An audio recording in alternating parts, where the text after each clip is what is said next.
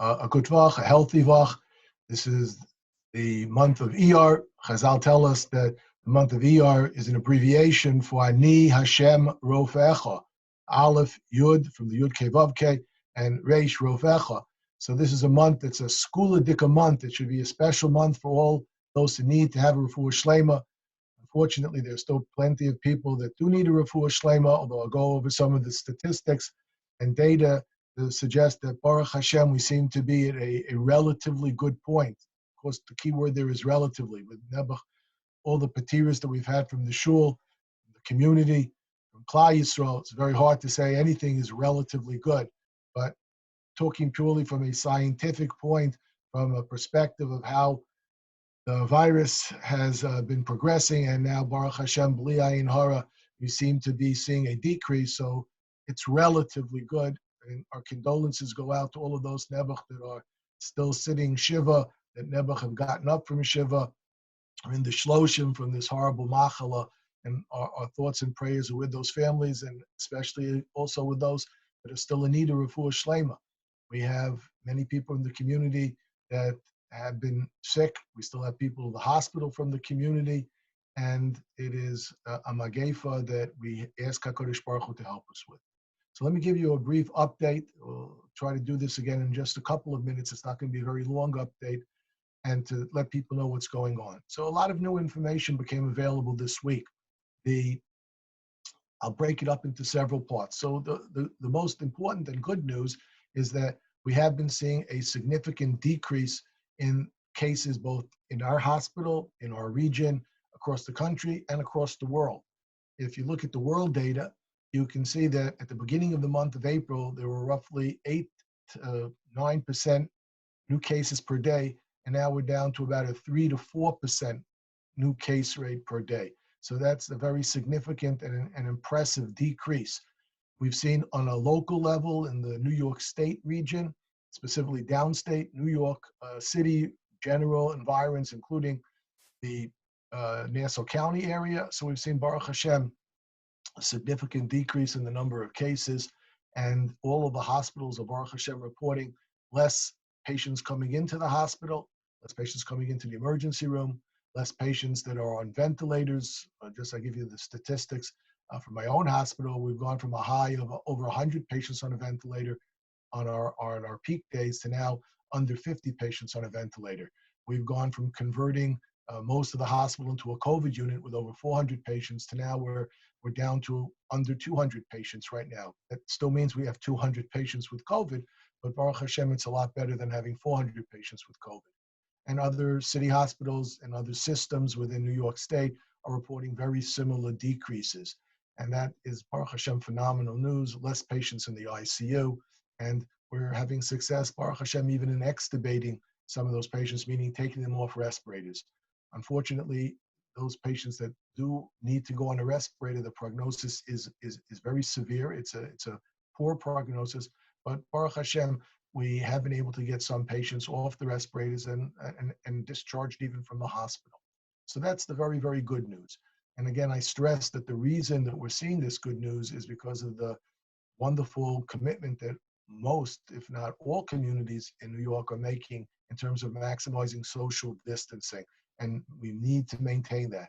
There is no credible medical opinion at this point in time, 100% unanimity, which is very unusual in medicine, that we should be doing anything different at this point in time. So from a practical point of view, the Rabbanim in the neighborhood, 5 towns in Far Rockaway, based upon the unanimous medical opinion of many, many experts, and that is that we should maintain at the present time all of the restrictions that we have, which unfortunately, very sadly, means still no davening of any sort with a minyan, not on a porch, not outdoors, not anywhere. This, unfortunately, is what HaKadosh Baruch Hu wants us to serve him right now by not davening in a minyan, and we can hopefully daven better in our houses with more concentration, more kavana. But that is what HaKadosh Baruch Hu wants from us still at this point in time. We review this information on a daily basis. The governor has put a date of May 15th as a date to make some decisions in terms of what and when anything can be opened up. From the hospital points of view, the upstate hospitals are going to begin in a week or two, looking at doing some more expanded elective surgeries. I put that in quotations. Elective doesn't mean that this is routine, unimportant surgery, but this means that this is surgery that we've been pushing off because it's been too dangerous to consider doing such surgeries in the hospital right now when there may be a tremendous need for those beds because of COVID illness. So in upstate where there's less of a COVID problem, so they're going to be starting to do those elective surgeries in the near future. In the downstate region, which New York City, Nassau County, Westchester belong to. So the governor has not given any indication at this point in time that we'll be able to loosen up on those restrictions. And as a guide, but not a 100% guide, those restrictions and similar type restrictions will help us guide the Rabbanim in terms of when we can begin to loosen, and I use the word carefully, loosen some of the very, very strict restrictions that we have in place right now. And I can't stress enough how we have to follow this. It's not just a question of minyanim. It's a question of our lives restricting access, going out in anything that's unnecessary, interacting with other people. Again, it's healthy to go outside. We stress that. It's good to go take walks. It's good to go and get fresh air. But one has to make sure that one doesn't get in close proximity with anybody that you're not living with in your house. So when you're greeting other people, they really should be as far apart as you can to have a conversation. You shouldn't be looking to say, well, I'm 6.1 feet away from the other person. You should maximize as much as possible. And that means not getting together with play dates still, not getting together with friends in any shape or form that is not consistent with this maximal social distancing. And that needs to stay in place. In Eretz Yisrael, they have loosened things up a little bit. And unfortunately, the data from last week was not positive. They were seeing good declines in their data, but unfortunately, their numbers went up. So we'll have to wait and see what Eretz Yisrael is going to teach us in terms of when we can loosen up certain restrictions. The hope is that we will be able to loosen up restrictions. The question is only when, and that needs to be based upon medical expert opinion and not based upon any other factor. So we're learning a lot more about this illness. One of the things we're learning about the illness now is that the transmission of this illness is probably a longer period of time than we thought previously. There were 2 papers published this week, which unfortunately suggested that people who've had COVID can still, at least we can detect virus in them for a longer period of time than we previously had thought. The big question remains there is this virus that we're detecting live virus, which could be contagious, or is it affecting our testing is in some ways so good that we're actually detecting just pieces of DNA of the virus, but they don't represent contagion potential. They don't represent the ability to transmit illness to somebody else. But we have been using the ability to detect the virus as the best way to gauge whether somebody still should be in quarantine, whether somebody can go out in public. So we are certainly recommending that anybody who had COVID, they should certainly extend the period of time that they've been considered to be potentially infectious. Some of the studies, one paper in particular, showed that half the people you could detect virus at 24 days still. Again, I don't know if that means that it's contagious virus. And one patient, they were able to still detect virus at 6 weeks. So there's a lot that we still need to learn about the transmission of this virus. We mentioned last week that we understand that the virus is probably present in the days, certainly before illness starts. And now we're beginning to understand that the virus is still present for a longer period of time in a person who's, thank God, Baruch Hashem, has recovered. So this is information that's critical in terms of us deciding when we want to open up and ease up on some of the restrictions with the understanding that people may be contagious for a longer period of time, and you don't want to be too quick to tell somebody that they don't have to be careful. And that means that that person with COVID shouldn't be going out to the market, shouldn't be going out to purchase the food. Somebody else needs to be doing that, even though they feel 100% better.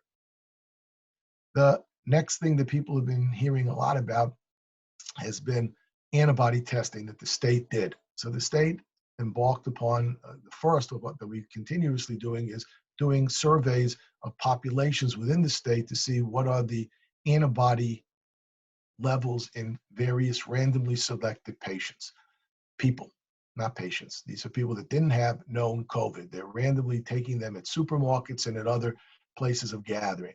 They're only looking at adults, i.e. defined as 18 and up, so we don't have data on children.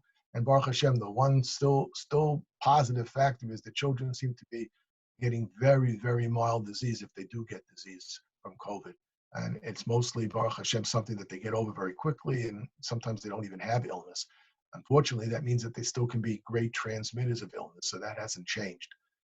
In the adult population, again defined as 18 and up, antibody was present in different parts of the state in different levels. The number for Long Island, in the first 3,000 patients that were looked at, not all 3,000 from Long Island, that number was 16.7%, which basically is telling us that somewhere in the neighborhood of 1 in 6 people in Long Island had been exposed to COVID.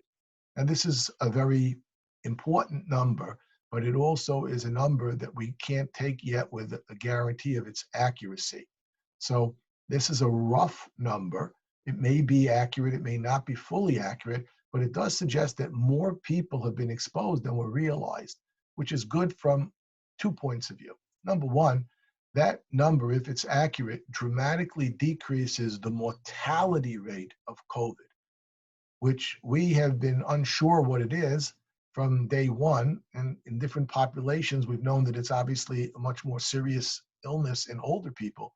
But if that number of 16.7% is roughly correct, that translates into COVID being somewhere, and Baruch Hashem, only in the neighborhood of having a 0.5% mortality, which is much less than some of the earlier numbers and is more in line, not still anywhere exactly the same, but more in line with flu mortality. Flu mortality is 0.1, and the COVID numbers now look maybe in the area of 0.5.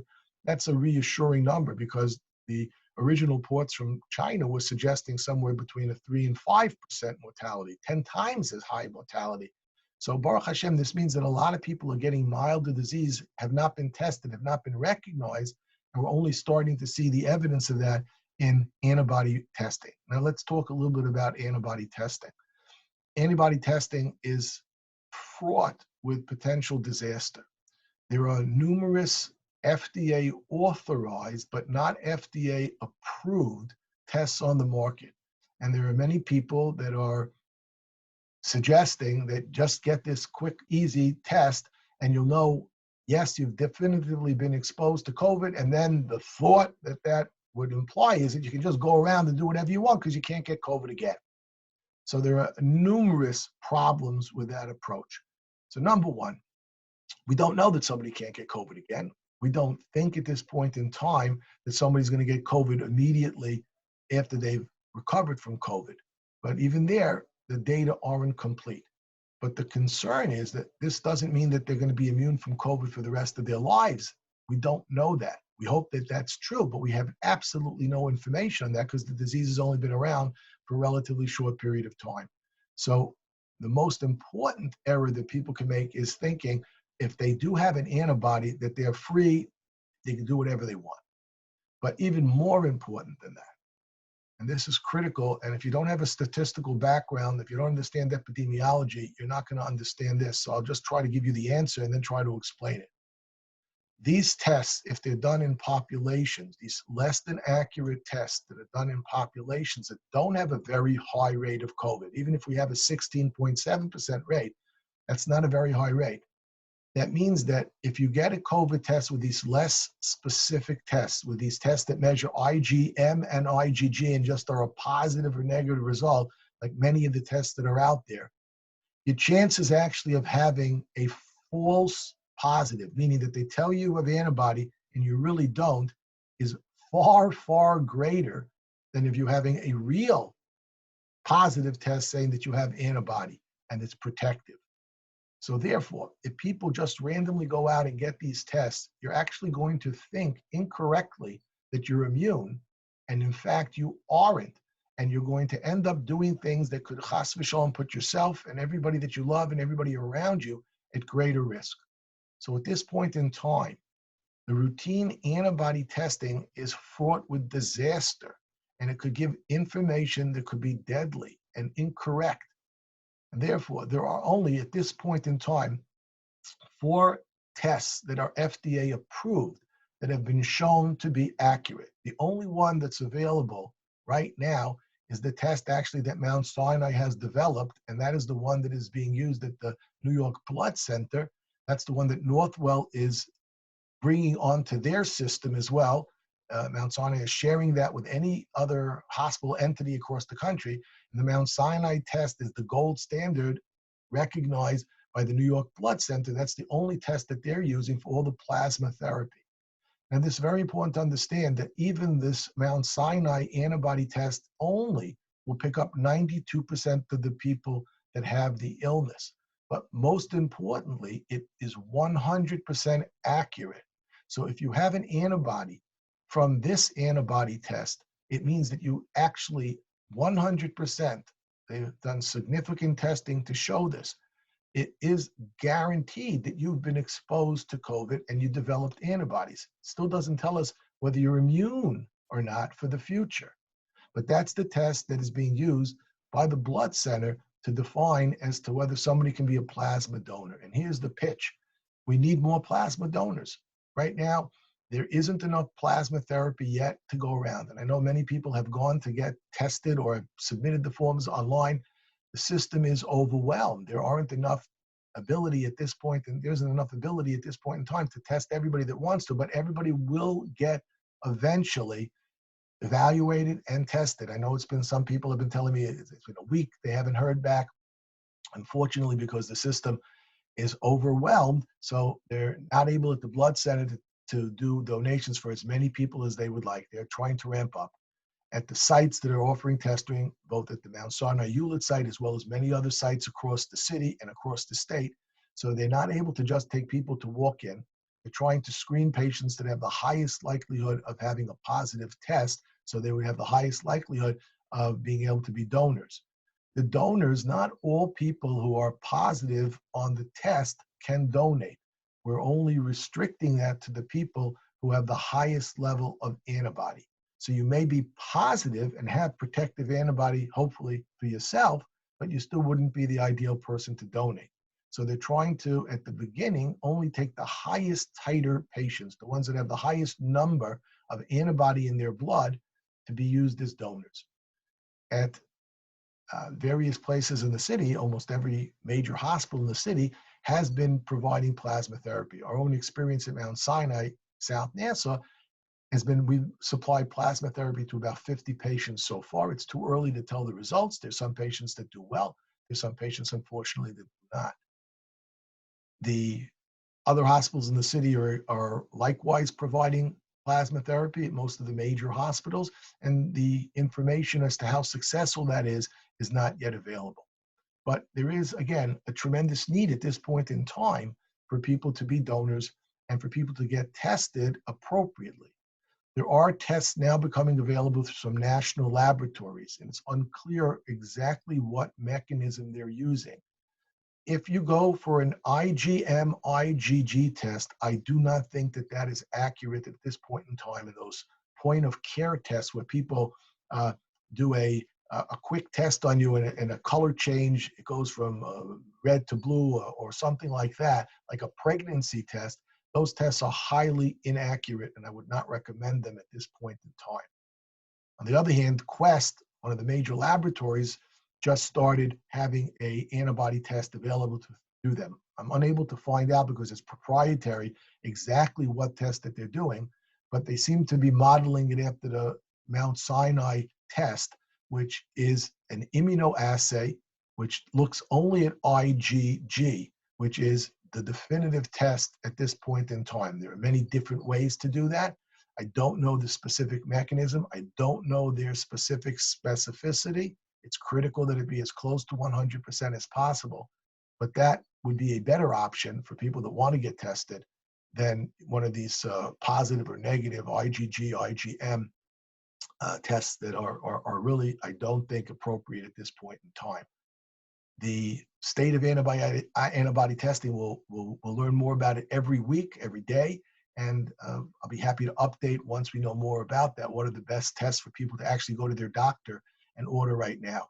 The laboratories across the state are trying to ramp up to do the testing appropriately using this very specific type of immunoassay. And if and when all the laboratories are able to do that, then we'll have a much better handle on who really is immune, how many people across the state are immune. And that will also help guide us as to when we can open up the restrictions. Because if a significant percentage of the population has antibody, that would be, again, very helpful in terms of preventing spread. 16% is going to do nothing in terms of preventing spread.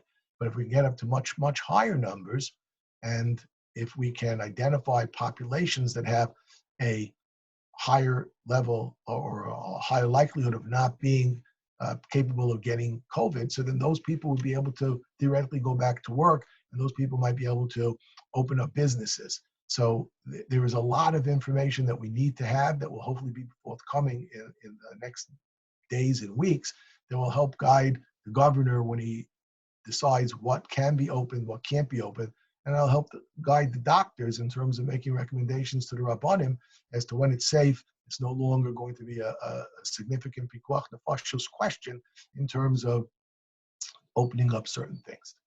The final thing I wanted to talk about, because there's been a lot of discussion about this, is different types of therapy. So therapy is obviously critical. The vaccine trials, I'll include as part of therapy, started this week at the University of Oxford in United Kingdom. They had their first human vaccine recipients. Now, obviously, we have no idea whether this will work. It's based upon a chimpanzee virus that has been shown to be effective in the past as being a vehicle via which you can give adequate vaccination. They're very hopeful, but obviously it's very, very preliminary. And there are trials that will be going underway in other places as well on actual human subjects receiving the vaccine. This is phenomenally fast compared to vaccine development across previous situations. And the hope, again, it's a hope, will be if some of these vaccine trials show immunogenicity, if they can show that the immune response is able to be established, then we can start looking at them to see whether they work. So the first step is to see, can they create an immune response in the person? And then the next steps would be to see, does it actually prevent the disease? I still would be very, very surprised if we had in 2020 any sort of a vaccine up and running. But the hope is that at least Mitzvah Hashem in 2021, we would have a vaccine. Again, no guarantees on that at all. This would be the most rapid development we've ever would have had of a vaccine in all the vaccine history. In terms of therapies, there's some positive and negative news from the week. So there's been a lot of discussion about hydroxychloroquine, with or without azithromycin. Is it effective? Is it not effective? So we still really don't know. And it certainly is not the panacea that some have made it out to be. It never really was supposed to be the panacea that some people have been advocating it as being this cure-all. And at the same time, I don't think that it's of zero value. So certain patients still should be getting it as an empirical type of a treatment early on, and I still would recommend it in higher risk patients. I would not recommend it in lower risk patients, and I would not recommend it in patients who have significant heart disease. But again, studies are being done, and the problem with a lot of the things in COVID is that studies haven't been done, and people have just been doing empirically whatever they felt they wanted to do, and this has hampered our ability to really understand what works and what doesn't work. There have been some trials with remdesivir that have shown different results. It certainly is not going to be a panacea as well. We've treated about 25 patients with it with very mixed results. It may still have some benefit. It's unclear, but it's certainly not going to be the cure for COVID. And we're still using it. We're still trying it. But some of the data has not been as optimistic as some of the earlier data. But the jury's still out on that. I mentioned about plasma therapy. Plasma therapy is still looking to be potentially a valid type of treatment, but again, it's limited by the ability to get the plasma, and it's limited a little bit by the ability that we're using on some of the very sickest patients, as opposed to doing it on very healthy patients who are at risk. And that's unfortunately a choice that we have to make at this point in time, because we don't know who it will work on, and we're obviously trying it on the sicker patients rather than using it as a regular therapy on relatively healthy patients. But again, as we have more plasma, I think we'll be able to do better studies and to know which patients are most appropriate to use it for. And finally, just numerous people have asked me about this. So in Eretz Yisrael, they have tried on 7 patients a stem cell therapy with their early results being very promising. So I'm happy to report that yesterday we actually gave this therapy, stem cell therapy, to the first patient at our hospital. And Yezus Hashem, this will be a therapy that we can look at as another option, another potential for treatment of a very serious illness. So it's too early to tell whether this patient had any benefit or not. The patient was very, very sick, obviously. The outcome of this patient and other patients that will try this therapy on, and Yetz Hashem, I'll keep everybody informed about. I just want to conclude with an idea from the Parsha, from Ezra Mitzvah that we read today. So we read about houses potentially getting this disease, this leprosy-like disease. The Tsaras is certainly not leprosy. We know what leprosy is, and Tsaras is not leprosy, but we use the term leprosy for Tsaras. But houses could get it. Obviously, there's no medical illness that a house can get. So this is something from HaKadosh Baruch Hu. And we know that when Klal Yisrael went into Eretz Yisrael at the end of the 40 years in the Midbar, so some of the houses had leprosy, and the people who had those houses were probably very upset. And it turned out that when they knocked down those houses, they found the treasures that the Canaanim buried in those houses, underneath those houses. So there's always a reason for everything. Now, I don't claim to have any idea why HaKadosh Baruch Hu gave us COVID. I don't think anybody claims to understand why anything happens in this world. And there are great Gedolim that have made suggestions at various points in times for why certain things happen, but without Nevuah, we really don't know. But clearly we can learn from the concept of Tsaras, of a house, that HaKadosh Baruch Hu always has a plan. And that plan initially may be very, very difficult. And for those that unfortunately had tragic outcomes, there's no easy or simple explanation that anybody can give to say there's good from this. And while we believe very strongly that everything that HaKadosh Baruch Hu does has for us a benefit, even though we can't understand it. So that's emunah. That's something that we believe in. But it's very difficult, obviously, people who had tragic outcomes to understand that. But we believe it. And that's what emunah is all about. And the message from the house with Tsaras, that's a message for us to realize that sometimes HaKadosh Baruch Hu gives us a very difficult challenge. These people had to knock down their house. Their lives were tremendously disturbed. And yet there was a treasure at the end.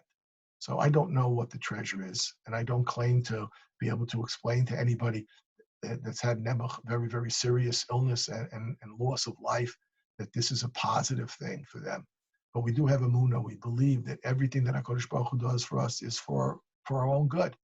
And Kol everything that HaKadosh Baruch Hu does is l'tava. It's all for good. And there is good here. There's a lot of things that we've seen people have risen to the occasion. The members of the medical community that are going above and beyond, the Hatzalah volunteers that are putting their lives at risk, all the chesed that the shul has done, that all the communities have done, the unbelievable outreach that people have done to others. All this is somehow a way for us to grow. And HaKadosh Baruch Hu should not test us. He shouldn't give us more challenges with this COVID. Let us get to the treasure already. Let us get to the end of this disease. And B'Yezras Hashem, month of Iyar, Ani Hashem Rofecha, shall do that for us. Thank you for listening. Have a good Vach, a good Chodesh, and B'Yezras Hashem will have more good news to tell. Thank you.